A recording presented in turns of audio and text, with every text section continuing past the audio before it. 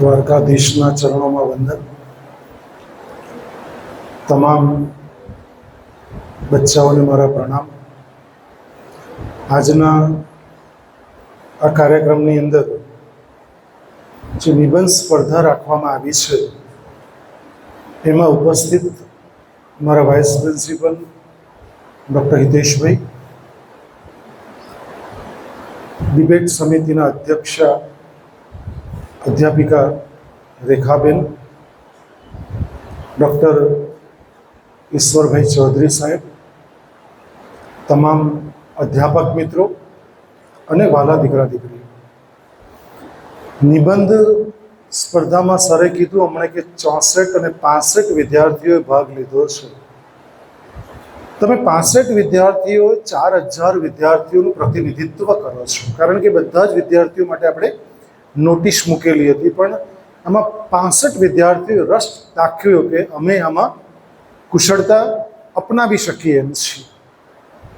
અને આપણને બધાને ખબર છે કે નિબંધ લખવામાં આપણને બહુ આનંદ આવતો બાળપણથી. એ ધોરણ 5માં હતા, 6માં હતા, 7માં હતા કે ઠેઠ 12મા ધોરણ સુધી આપણે આવ્યા. કોલેજમાં અમે નિબંધ લખવાના બંધ થઈ ગયા, પણ 12મા સુધી આ નિબંધ આવતા અને નિબંધ પણ એવા આવતા. દાખલા તરીકે હમણાં જો નિબંધ પૂછાય, આપણને ખબર કે જો ત્રિમાસિક પરીક્ષા આવે તો રક્ષાબંધન જ હોય, વસંત ઋતુ હોય, જેવી ઋતુઓ બદલાય તે રીતે હોય, મકર સંક્રાંતિ હોય, દિવાળી હોય. આ આપણા વિષયો બહુ જ ફેવરિટ હતા અને આપણે એટલું મસ્ત લખતા. અને લખવાની કળા એ વિચારો ઉપર ડિપેન્ડ કરે છે. આ વિષય ખબર નહીં કોણે ચૂઝ કર્યો, મને બિલકુલ ખબર નથી, પણ જેણે પણ આ વિષય જંક ફૂડને જાકારો, એ વિષય ચૂઝ કરનારા માટે જોરદાર તાળી પાડજો. મને ખબર નથી, કારણ કે આ હોલમાં જ્યારે આવ્યો ને તે વખતે હું વિચાર કરતો હિતેશભાઈ સાથે જોડે જ ચાલતા હતા અમે, ત્યારે મને વિચાર આવ્યો કે ગાયડા કોલેજમાં કેવા કેવા સરસ સરસ અધ્યાપકો છે, કેટલા સરસ વિદ્યાર્થીઓ છે, કે કેટલું સુંદર વિદ્યાર્થીઓ માટે વિચારે છે કે તમારા જીવનમાં જે પણ કરિયર બનાવવું, જો કરિયર જુદું છે ને ધ્યેય જુદું છે. જો ગઈકાલે તમે હાજર હતા તો કરિયર જુદી વસ્તુ છે. તમે જે પણ બનવા માંગો છો એ તમારું કરિયર છે, પણ એ બની ગયા પછી ધ્યેય સ્ટાર્ટ થાય છે. બહુ દુઃખ સાથે કહેવું પડે છે કે અમેરિકા જેવા વિકસિત કન્ટ્રીની અંદર પણ આખા એ અમેરિકામાં અભ્યાસ કરવામાં આવ્યો, એમાં 3% લોકોના ધ્યેય છે, કરિયર બધાના છે, ધ્યેય નથી. ભારતમાં તો 0 છે. ધ્યેય એટલે શું સમજવાની જરૂર છે, જે ગાયડા કોલેજે આજે કર્યું છે. એના માટે હું તમને 2 વાત કરી દઉં કે ગાયડા કોલેજ તમારા સર્વાંગી વિકાસ અને સર્વાંગી ધ્યેય સાથે ચાલે છે. માણસ એક કારકિર્દી પ્રાપ્ત કરી લે પછી શું જોઈએ, તો પહેલું ધ્યેય ફિઝિકલ. ફિઝિકલ એટલે શારીરિક રીતે માણસ મજબૂત હોવો જોઈએ. ક્લિયર? પ્રશ્ન તો પૂછજો. ફિઝિકલી માણસ એકદમ મજબૂત હોવો જોઈએ. ફિઝિકલી મજબૂત હોવા માટે શું જોઈએ? શરીર સ્વસ્થ રાખવા માટે શું જોઈએ? તો કે સાત્વિક ખોરાક. ખોરાક આગળ શબ્દ વિશેષણ વાપરું છું. કયો ખોરાક? તો કે સાત્વિક ખોરાક. સાત્વિક ખોરાકની ડેફિનેશન શું? તો સવારે ઉઠો, સ્નાન આદિ કરીને તરત જ તમે ફળ ખાઈ શકો, ફળનો જ્યુસ પી શકો, રાઈટ? આ સવારનું તમારું શેડ્યુલ હોવું જોઈએ. અથવા તો ફણગાવેલા મગ કે એવું તમે કંઈ પણ લઈ શકો છો, રાઈટ? અને બપોરનું તમારું 12 વાગ્યા સુધીમાં, એમ તો સૂર્યોદય પછી જ કહેતા મહર્ષિ વાઘભટ્ટ આયુર્વેદની આચાર સંહિતા પ્રમાણે અષ્ટાંગ હૃદયમાં પણ કહ્યું છે કે સવારે 10 વાગે જમી લેવું જોઈએ, પણ એ આપણા માટે શક્ય નથી. એટલે 12 વાગે જ્યારે જમો છો ત્યારે તમે બપોરે છાશ પી શકો છો, રોટલી, દાળ, ભાત, શાક, આખી ડીશ તમે જમી શકો છો, પરંતુ બપોરે જમ્યા પછી 1 કલાક પછી પાણી પીવું. 1 કલાક પછી. કેટલા જમ્યા પછી 1 કલાક પછી પાણી પી? હાથ ઊંચો કરો, સાચું બોલજો, બિલકુલ ખોટું નહીં બોલતા. ઓ માય ગોડ, એક બી 2 જણા તાળી પાડવા જોરદાર, 2 પોરીઓ માટે. વાવ. 1 કલાક પછી પાણી એટલા માટે પીવાનું, અહીંથી જંક ફૂડને જાકારો, નિબંધ તો લખશો પણ જીવનમાં ઉતારજો. આજથી જ બપોરે જમ્યા પછી 1 કલાક પછી પાણી પીજો, કારણ કે તમારા બહુ રહસ્યની વાત કહી રહ્યો છું કે 1 કલાક પછી પાણી એટલા માટે છાસ પી શકશો તરત જ. તમે પાણી બિલકુલ ખાલી કોગળો કરજો, તે સિવાય પાણી અંદર ઉતારશો નહીં, કારણ કે તમને ખબર હશે કે આ બાજુ મારું બધે જ ધ્યાન હોય છે. બિલકુલ રસ નહીં તો બિલકુલ બેસવું નહીં.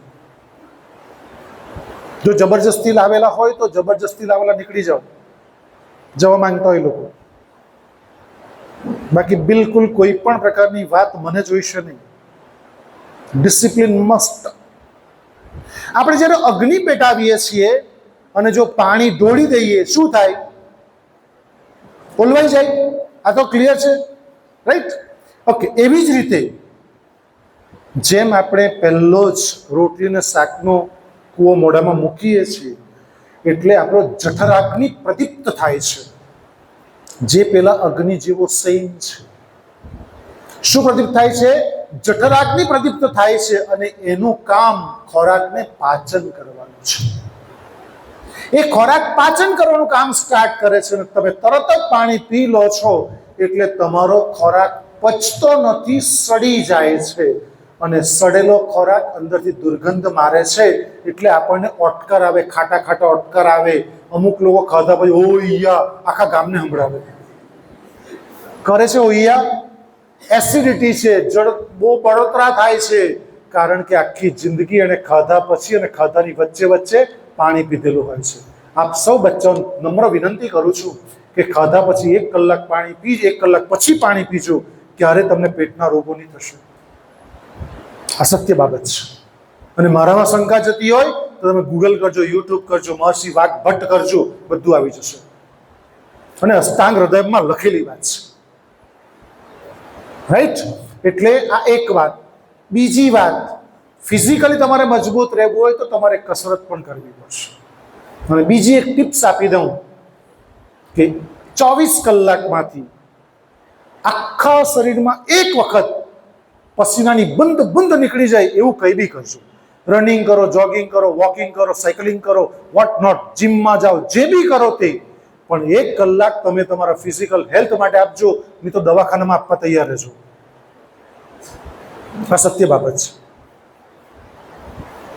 તમે તો યુવાન છો. હું રોજ 8 કિલોમીટર એવરી ડે ચાલું છું. વેકેશનમાં 35 કિલોમીટર એવરી ડે સાયકલિંગ કરું છું. હમણાં કોલેજ 7 વાગે આવવાનું, જવાતું નથી મારે. 35 કિલોમીટર એવરી ડે સાયકલિંગ. અને રોજ સાયકલિંગ કરવા જાઉં તો સાંજે 5 કિલોમીટર વોકિંગ. હું તમને મારું ઉદાહરણ કોઈ તમને જણાવવા માટે નથી કહી રહ્યો, પણ તમને પ્રેરણા મળશે કે મારા સર જો એટ ધ એજ ઓફ 58 જો કરી શકતા તો હું તો, તમે તો માત્ર 18 થી 20 વર્ષના છો, તમે ના કરી શકો? હું આખો બિલ્લાઈ જાઉં છું, 8 કિલોમીટર ચાલું છું. અને એક મિનિટમાં આપણા એક સ્ટેપ જે હોવા જોઈએ તે 120 થી 130 ની વચ્ચે હોવા જોઈએ. ધીમે ધીમે, કંઈ આરામથી નથી ચાલવાનું, એકદમ સ્પીડમાં ચાલવાનું છે. થોડું રનિંગ બી કરવાનું છે. જો દીકરાઓ તમારે ફિઝિકલ હેલ્થ તમારે ક્લિયર રાખવી હોય તો, કારણ કે ફિઝિકલી મજબૂત હશે ને, વૃદ્ધો કહી ગયેલા, પહેલું સુખ નિરોગી કાયા.